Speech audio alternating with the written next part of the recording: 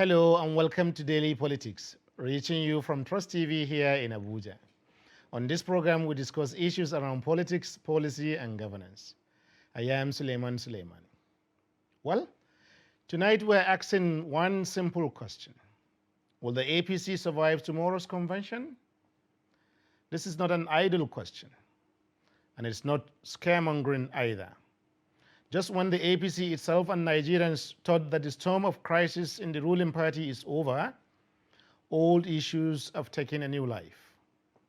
News reports in the past few days following a meeting of party governors with President Muhammadu Buhari had said that the party leaders had agreed on consensus candidates and that a unity list of those candidates will be unveiled shortly.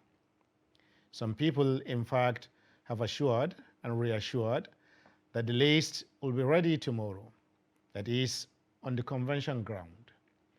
However, earlier today, it emerged that one of the leading governors of the party, Kayode Fayemi of Ekiti State, and who was himself at that meeting with the president a few days ago, repudiated any agreements reached about consensus candidates for tomorrow's convention.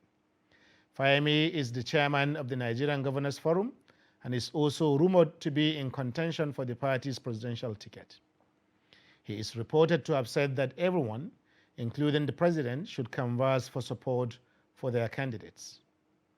Meanwhile, the governor of Yobe State and embattled chair of the Caretaker Extraordinary Convention Planning Committee, CECPC, Maimala Buni, has reportedly said that political appointees will not be part of the convention.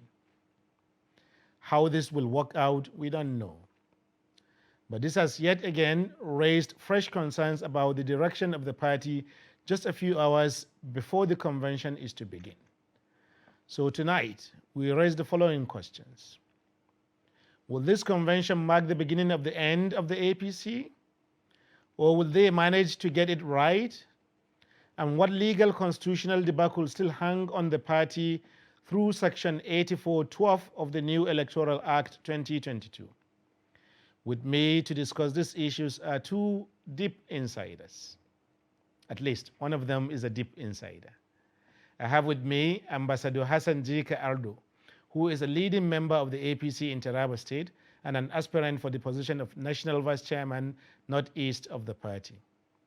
Also with me is Barrister Sam Kabo, a writer and constitutional lawyer in private legal practice here in Abuja.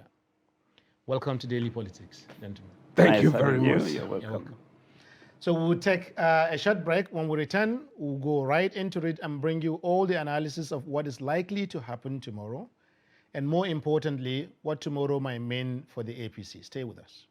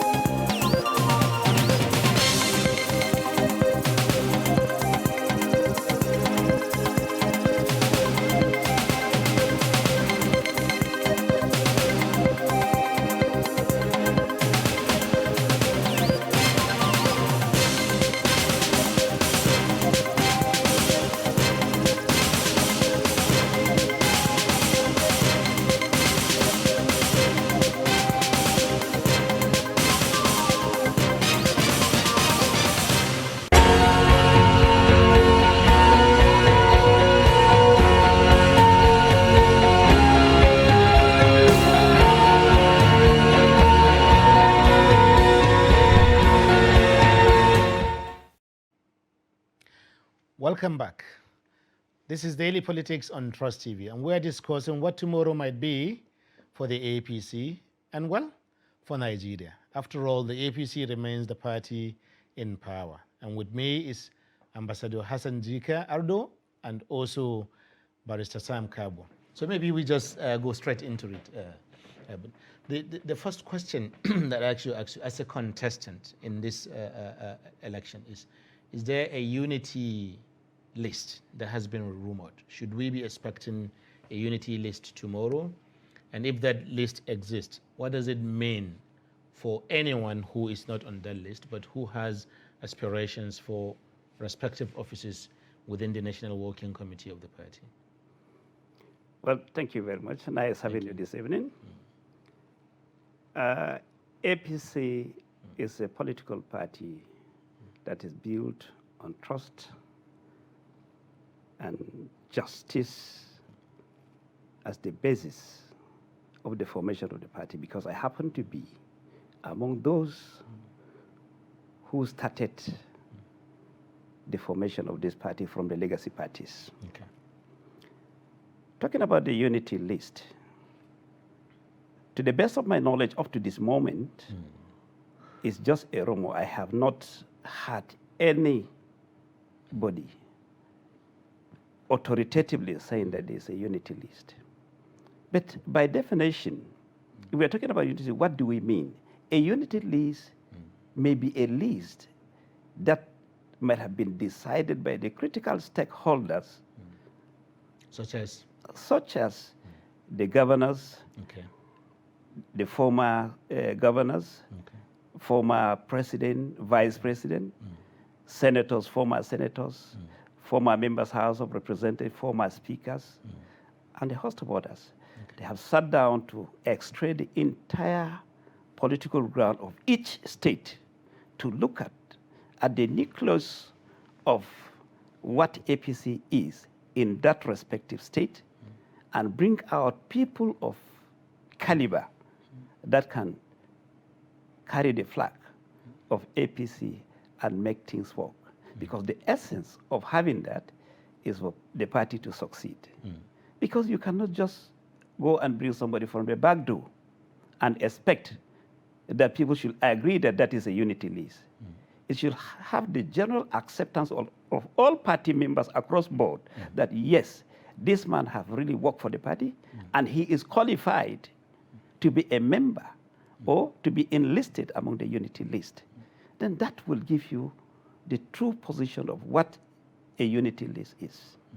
By the way, the party constitution provides that leaders can emerge either through consensus, which brought us to about the unity list, or through election, whichever.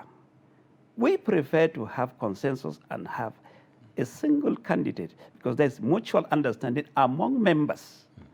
But when that cannot happen among party leaders, then we go into election and to have free and fair election. Everybody should reach out to party members, converse for vote, and let them be voted. Then we'll have a strong party that can win elections. That is what I believe. But to the best of my knowledge, as at this moment, it's just a rumor that there is going to be a unity list, which we have not seen, and nobody among the party faithfuls, among the leaders, have told me personally that there is a unity list.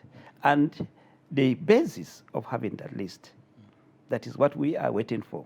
If it did not suit our own interests, or the interest of the party, or the interest of the electorate, then it means that we have to go into election, which is also a constitutional requirement. So, Barrister, you are associated with the with the APC, even as a legal as practitioner in private practice. What does it mean? Because the ambassador has raised a few important issues. One of them is that the process of a political outcome is as important as the outcome itself. So if you have a list, how you arrive at the list is just as important as the list itself. I think that's one of the most important things he has made. But if there is rumored to be a list, and the governor of Plateau State and the chairman of Northern Governors Forum was in the news yesterday saying that there is indeed a unity list that is coming up today. On tomorrow on Convention Day.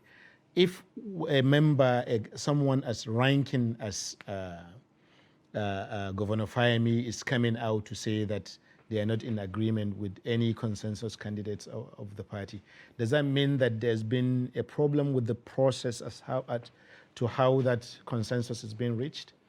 You know, talking about the internal affairs of a political party is a very difficult thing because the law gives them an open-ended discretional field to play with. And sometimes when you intervene in terms of opinion or in terms of advice, you are basically relating it to how the way they conduct themselves affect you. And that is how I'm going to look at it, in the sense that I think I should start with this, and I need to make this point. Political parties should be, and are meant to be, the most important political organs in the country. After all, they're the ones who govern. Yes.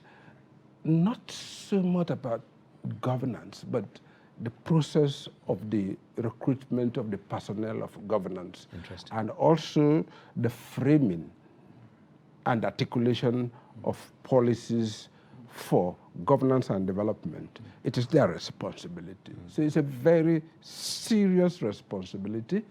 And the Constitution envisages that every political party will organize itself in a manner that would make sure that it has the capacity to perform its constitutional role of not just giving the country the best of minds to man public offices and public institutions, but also to generate principles of democratic governance and democratic relationships. The idea of consensus is good, but this is how we've been looking at it. You don't look at the word consensus from outside its context. And what is the context here? It's history. The history we've had here, the consensus would have been, like he has hinted, the decision of the elites of the party, or not just the elite, the beneficiaries of the mechanisms of the political parties. And who are they? The people who are presently or in the past have what?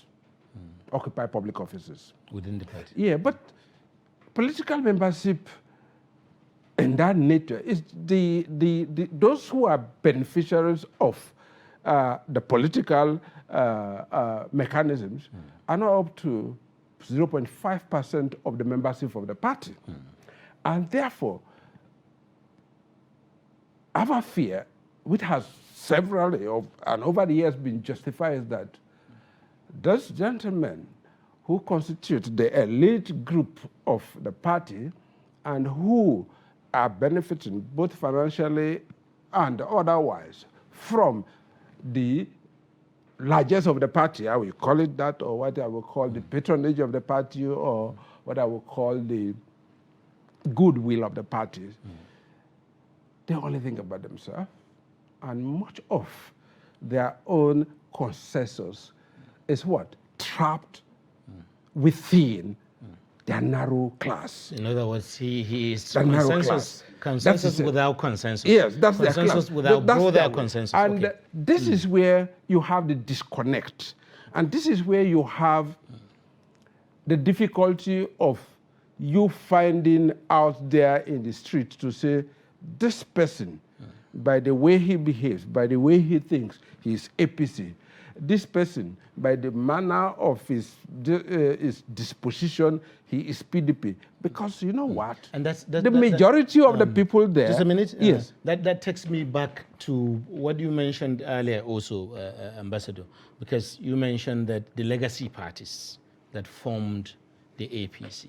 Some people are saying that this consensus is not broader consensus, as the barrister said, but a sort of intrigue by various factions or various wings of the legacy parties, looking to see how they can position themselves ahead of a retiring president.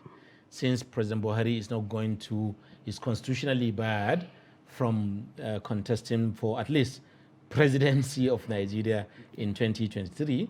The NPN, I mean AMPP, the CPC, the ACN, APGA, and other parties New PDP. And the new PDP. Thank you very much. You know, that fused together at that time to form the APC. Each of them, they are looking for ways to position themselves, you know, to angle others out of the game so as to gain the upper hand by the time the president is leaving. Is that the cause of problem in the party now? No. Okay. You see, we have that issue, but I think it's just less than 20% of that. Okay. There is that issue, quite all right. Particular group of people want to edge out some group of people out of the party and let them have it all. We have that issue. But as he rightly mentioned, what is the percentage of those that are taking decision and the percentage of the membership of that political party? You see, party can be a popular party, and that decision can make a party popular or unpopular in a particular state or area, depending on whom you are bringing on board. For instance, you have somebody from a particular legacy party. Okay. We are all Nigerians. There is a slogan that we use during the formation of APC. We said, equal founders, equal joiners. But that slogan is what did it mean, sir? That means even if you are joining the party today, you have equal right with other people. Yes. But it has been proven that such slogans, in some areas, it cannot stand. Why is it so? There are people who have invested their life, their energy, resources, time, intellect, and everything for the party. When another group was fighting them head on, at the end of the day, after benefiting from its former party, will come back to this party again and take over the leadership. What will be the thinking of those who have suffered, who have sacrificed their time, have stayed in the party despite all odds? They were in that party and they have worked for the party, and they are still there, but nobody recognized them. It is affecting many of the legacy parties as we came in. Equally, even within those that have joined APC at a later time, there is no way that somebody who was, let me give you a typical example. There are a group of PDP governors, senators, members of House of Reps, and other senior citizens that have joined APC in 2014, 2015. Then some are joining today, and they have contributed their quota in the running of this party, even though they have participated, even though they are not, they have participated in this party over this period, and they are still with the party. And you expect that somebody who have joined today, you treat them equally. Then, to the best of my knowledge, you are not doing justice to those who have joined it earlier, because they have suffered for the party. If they have not sustained that party, those that are joining now wouldn't have a platform to join. So what we are saying is, we know that, yes, equal founders, equal joiners, in terms of treatment, you shouldn't look at somebody that, yes, this is a newcomer, he's coming from this party. Yes, but in terms of considering people who have participated, you look at those who have always consistent and working for the party and have sacrificed so much to the party and consider them, then it passes through. So you are giving even the person that is coming in now, you are giving him a hope that with time, he will also be a beneficiary of this struggle. But once you neglect those, then the person coming to will be afraid. As those have been neglected, equally, he will one day be neglected as well. So it is to give people hope. Let me give you a typical example. If you go to a particular state, you find out that some people have strived so hard, have struggled, have used their resources, their time, and everything to build a party. Overnight, they have just been packed. They have been relegated to the background, and some other people have taken over the party. Then what signal are you sending to the followership of those people? And they have good followership. So we need to look at these things holistically and then view it with the intention of at least having people that have sacrificed on board so that they should not be neglected. It will give the party a very strong fight. Thank you. Barrister, that leads us to another area, another school of thought for why these issues are recurring, because the APC has been on the headlines for quite a while, and for most of the time for the wrong reasons. Some people are saying that the two co-original members, or the two largest of the legacy parties, that is the ACN and the CPC at the time, they've not been able to, and the AMPP, of course, they have not been able to find that consensus, if I may, among themselves, and there is a power struggle between them. Some want to see that the CPC keeps the power, because Buhari is of the CPC, obviously, right? But then some are saying that, okay, let it return to the APC. So if Governor Fayemi is saying that he doesn't agree with any consensus candidates, even though he was part of the discussion with them, is that an indication of this push and pull between the ACN wing and the CPC wing and the AMPP wing? Is Fayemi of the ACN? I don't think so. Okay. I think he has his own project. Okay. But I'm happy that you are bringing up these issues, because political parties actually are bonded and nurtured by what they call the traditions of the party. And the traditions don't go beyond the agreements you make over time on issues. For every issue you have, once it is resolved, lawyers say there is a precedent. You keep it aside, but in social parlance, it's a tradition you keep to fall back on. And most of the time, in party politics, leadership evolves, like he made a hint, from your age and influence in the party.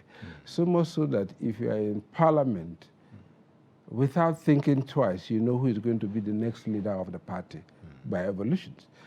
He is a diplomat, and diplomacy is also politics on the softer side anyway, or what you call the champagne politics.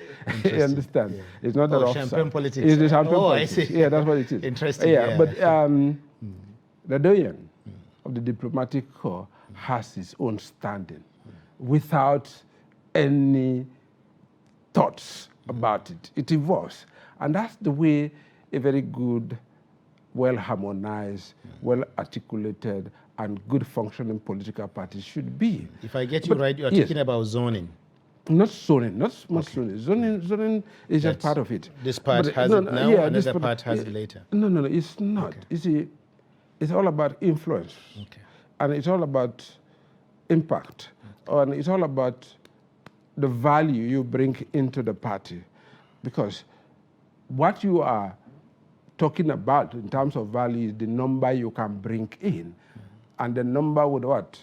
Be your constituency. You understand? If, for an example, there are regions, you would say, if we give them power or office for whatever it is worth, it is because of the good of the country and not so much as to the value they bring into the party.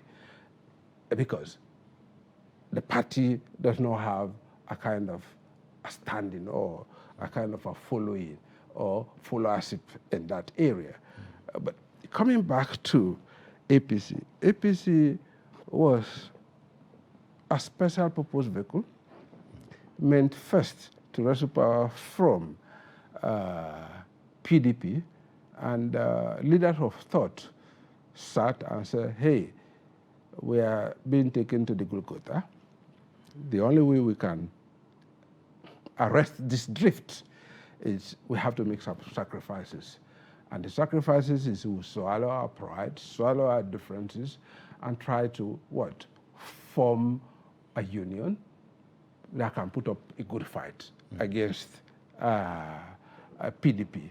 And there was also that understanding that from there, we can forge and make it a much more functional and united party if we go by this. Which is normal. You understand? I can tell you for free, APC will not last the next moment if you also have the next leadership of the party coming from CPC. Because that will be an affront. And also what? A betrayal of the original agreement. If we are all coming in as equal partners. Is this clearly agreed within the party? No. I am. And I will raise that question it's an opinion. to you It's an opinion I'm expressing. Okay. I'm just being, I don't know whether that's the word, but practical, in the sense that those who are there also have their ambitions. Those who are here, they have their ambitions. Those who are here, they have their ambitions. And for the good of us, the party should be self-constituting. When they say a party is self-constituting or a body is self-constituting, it heals itself. And the only way it heals itself is by what? Avoiding stressors and crises. You see that this place, if I get, even you as a human being, the body, how do you control and keep yourself healthy? By avoiding certain things and doing certain exercises that are what? Themselves beneficial to you. And this is where APC found itself. Much of the leadership from ACN, they never really had, what would I call it now? Practical political experience. At the federal level? At most levels. Okay. They were in the periphery.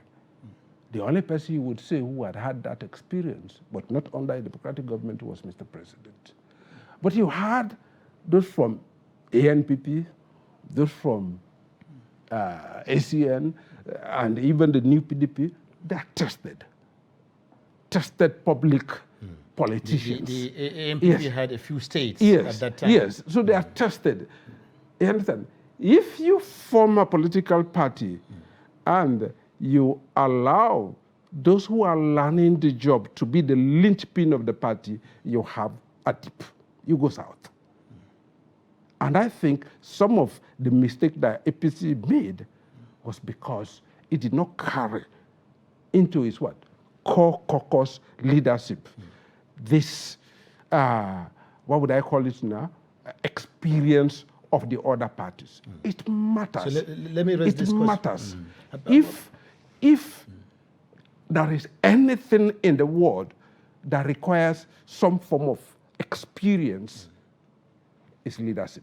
Thank you. So because what the barrister is saying here is that zoning, or at least some form of some understanding of exchange of power between the various wings of the party is part of what is causing the stress within the party that is probably going to manifest itself tomorrow, because in politics, everyone will say everything is fine until it's no longer fine.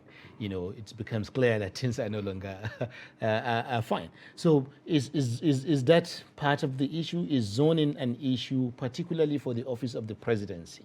Is it part of the underlying issue where we're here now? You see, let me start this way. Thank you. We see a political party is a platform. And what is the essence of that platform? You create that platform because you want to take over the leadership and give the electorate or the citizens what they want. But how do you do that? It is a collective responsibility. It is not only me. It is not only you. It is us. First of all, we need to look at the country, Nigeria. What do we need? If we identify our needs, then how do we accomplish our needs? We can only accomplish our needs when we keep our own personal ego and personal interests. If you take a pride that you are this and you are that, then the electorate back home are the judges. Some of the decisions that are affecting most political parties are unpopular decisions taken by few individuals sitting in their comfort zone to take such decisions. Let me give you a typical example of the zoning of a thing. Zoning is a marriage of convenience for a political party to win elections and give each and every zone a sense of belonging. But it's not constitutional. We all know it. He's a lawyer. They know it better. We are doing this so that we carry everybody along. But politics is a game of number. You cannot just claim that through falsehood or through attacking people or destroying property. It's through appeal, reaching out to people, trying to have a free life with each and everyone, irrespective of faith, tribe, or region that you come from. It now helps you. If we refer back to history, you look at when let's Mko Abiola, Bashir Tofa was beaten hands down in Kano by Chief Mko Abiola, who is a Yoruba man from the southwest. What is the miracle there? The man has made himself available to everybody and is a free man. It was a Muslim ticket. MK Abiola and Ambassador Babakana Kingibe. But people voted across this country massively for them. What is the secret? The secret is these are people that has availed themselves to every citizen of this country, irrespective of tribe, religion, or region that you come from. They carry everybody along. Now coming back to this zoning of a thing, you see, most of the time people try to take their own personal interests to override the general interest of the country. Let me give you a typical example of my own zone now. Okay. The Northeast zone. I will come to that definitely. Yeah. If you look at it, there are 6 states in that zone. In the leadership of the political party, we have Borno, Yobe, Bauchi, Gombe, Taraba, Adamawa.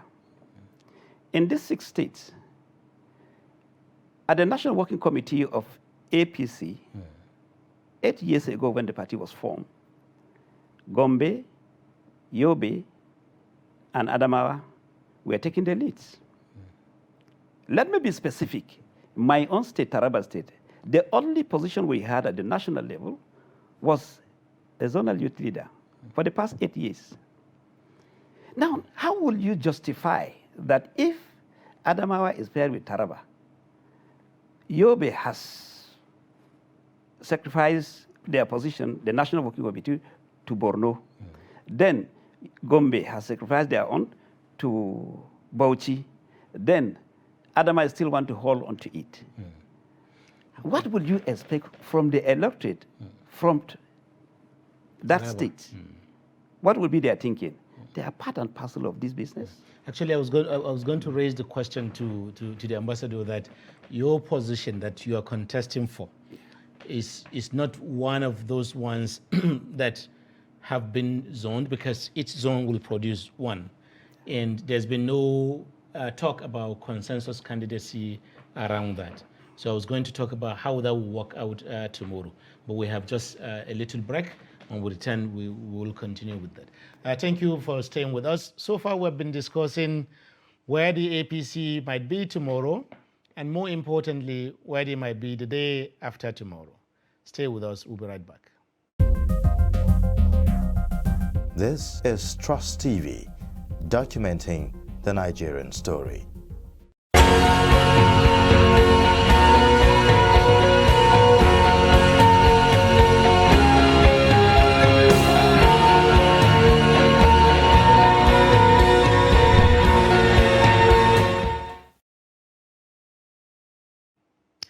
Welcome back. This is Daily Politics on Trust TV, and we're discussing issues around the upcoming APC convention, which yourself and we here and all Nigerians are interested in. What happens tomorrow will go a long way in determining the future of the APC, not just as a party, but also as a ruling party. So I'm supposed to go here, but I'll open here again, Ambassador. So are you expecting an election, given that you have 6 geopolitical zones in the country? Are you expecting an election now? Yes, from what I have seen, being one of the contestants, I obtained my form, I paid for it, I have been screened, I have collected my certificate, and up till this moment, nobody has approached me that there will be no elections. So, and the party constitution is very explicit. You either go on consensus or on elections. So whichever way. So I am prepared for elections. Contestants for the same position? Yes. Okay. Because what I was trying to portray here is, when you do justice, you have less stress in dealing with political issues. But if there is any element of injustice, you have a lot of issues. You cannot just take a decision on behalf of someone who has signified his interest to contest election, to sit down and take decision on his behalf without you consulting him. I believe the barrister is here, even the law did not allow that. The issue is, people have purchased their forms and they have signified their interest to go in for elections. If there is any consensus, then these people need to sit together. They deserve a seat at the table. Exactly. And then give reason why Mr. X should leave for Mr. Y. So allow Mr. Y to go ahead. Then, if we involve our leaders, which we hold them in high esteem, they should also extract that point. Sit with these people. Come, all of you are our members, and all of you are capable of handling this position. Come, let us sit down. What are the antecedents of each and every one of us in this political party, and what contribution have we given, and what do we intend to give when given that opportunity to serve? We look at it. Then, please, I'm sorry, it's only one person that is going to occupy that position. Since it is only one person that is going to occupy it, they have given you a sense of belonging by discussing, by calling you and discussing with you and telling you that, look, we need to have a consensus, which is part of a provision in the Constitution. Then they have given you a sense of belonging. But in a situation whereby they will have to go and buy form, you buy your form, you fill it, you go for screening, you go on campaigning with all the stress. Overnight, somebody over there will sit down and say, no, give the position to Mr. A or Mr. B. How will you feel? And those your supporters, your followers across that zone, how will they feel? These are the kind of things that we say we should avoid, because if you look at what happened in 2015 in Lagos, President Muhammadu Buhari they became the flag bearer of the party on a clean slate where election was conducted. We were in Port Harcourt. We insisted that if people, instead of prevailing on people to withdraw, let us go on election. People were allowed to go and vote, and votes were counted, and everybody have seen it clearly that President Muhammadu Buhari scored the highest vote, and he became the flag bearer. No single individual at that moment left the party because of injustice. But at this point now, for somebody to produce a unity, what is the definition of unity? Unity is me and you and everyone. We come together to agree that, yes, Mr. X should be our flag bearer with reasons. So if you are convinced, then you have a unity list, if there is anything like that. So, but this is the situation we are in now, particularly in our northeast sub-region now.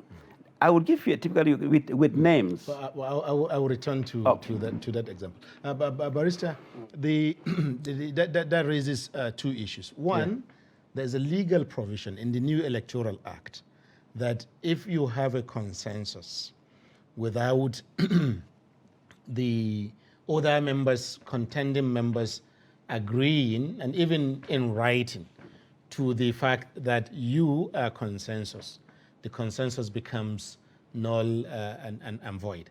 But I don't know whether that applies only to offices of state rather than offices within a political party. So as a lawyer, you can tell us how that applies. No, it's for the party, everything about the party. And for all elections? For all elections, because you see, election is a process. The 20 23 election is starting now. It's a process that comes from this timetable. It's a schedule on the timetable for the election. It happens.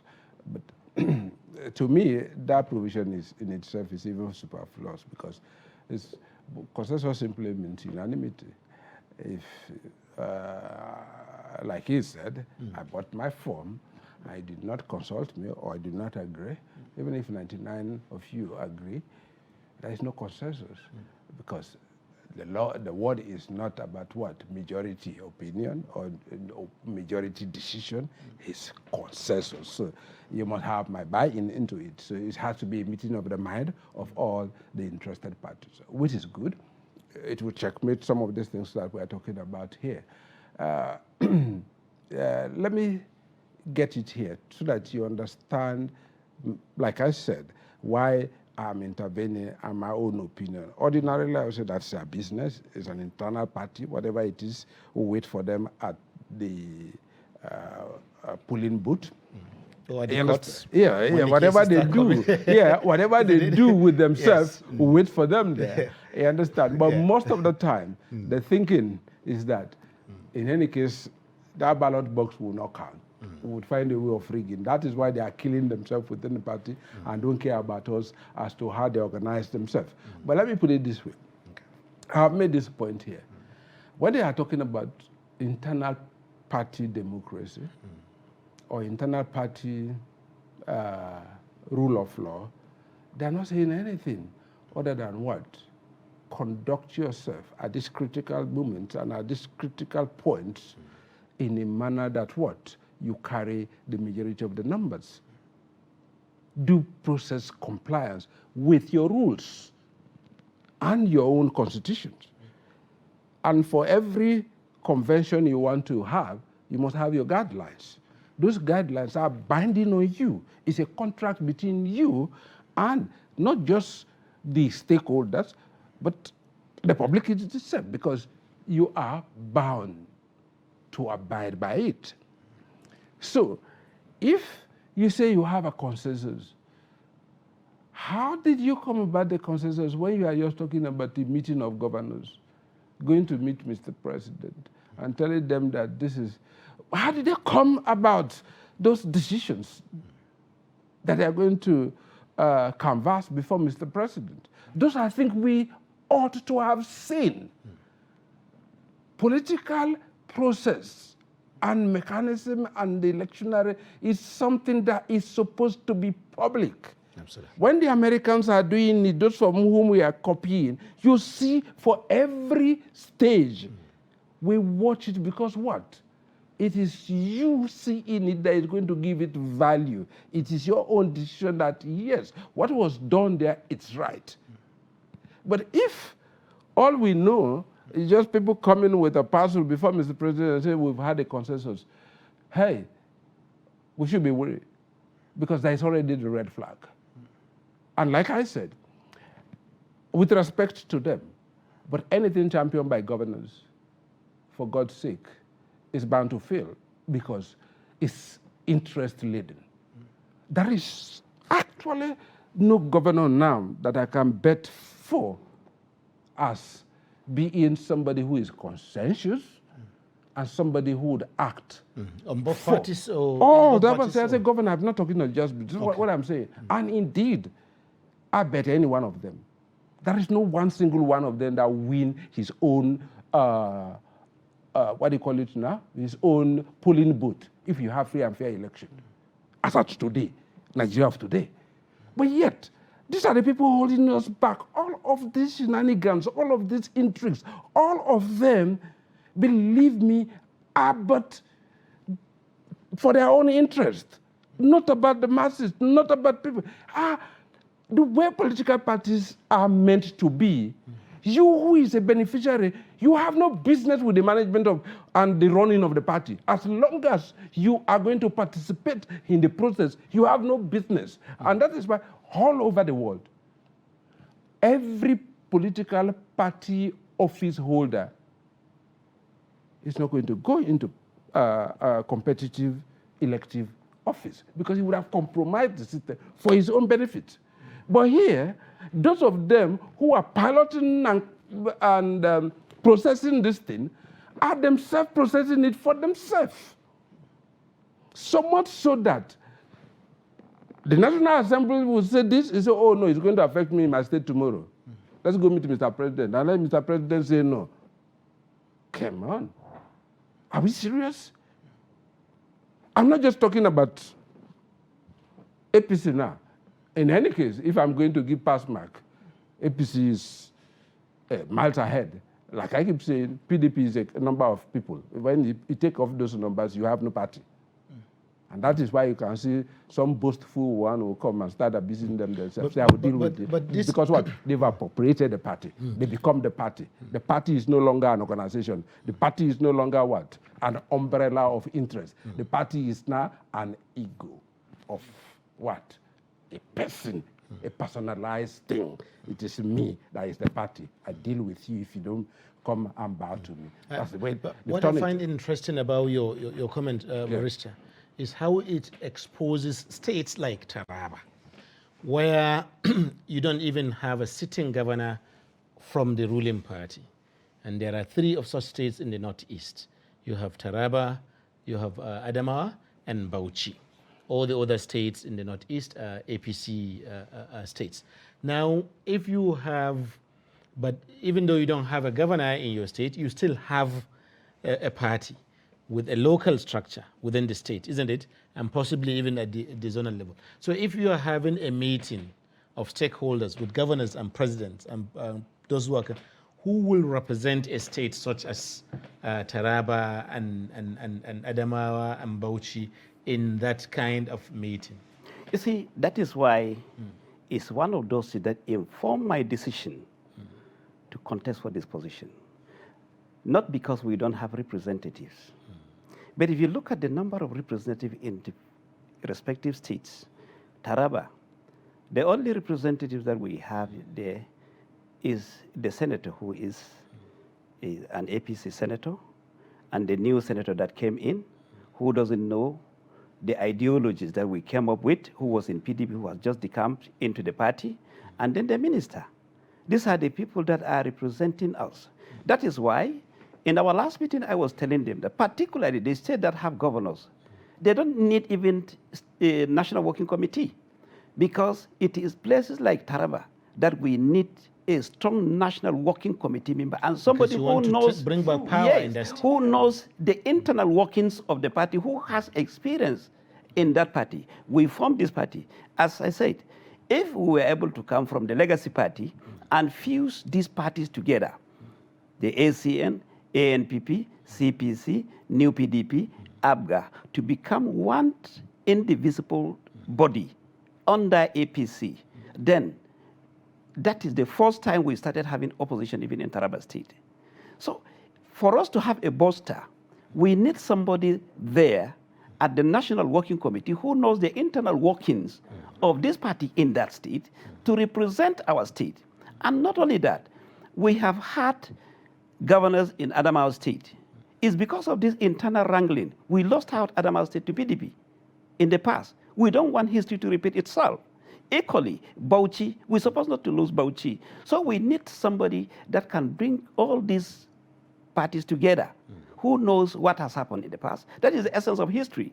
You study history because you should know some of the events that has taken place in the past, where you have gone wrong, you put amends, and where you have succeeded, you try to improve on it. Yes. But for somebody who is coming in newly, who is coming and doesn't know the internal workings of this. These parties have their own ideology right from the beginning. But for us to bring all these people together and then make a point during elections, then if we are given that strategic position, I believe we are going to make a difference. And all the 3 states, I bet you, by 2023, it will be an APC state.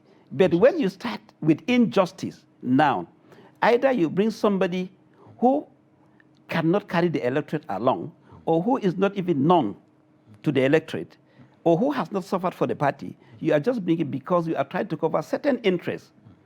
Or rather, the zoning formula. If Yobe have agreed to relinquish their position to Borno. Gombe have agreed to relinquish to Bauchi. Adamawa should have been, because we look at, they are our elders.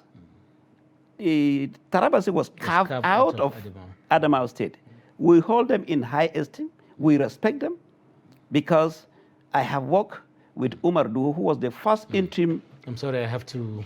Chairman. We have Yes. room just for about one more question left. Yeah. Just a minute. 10 seconds. Babachir was the second zonal chairman from Adamawa.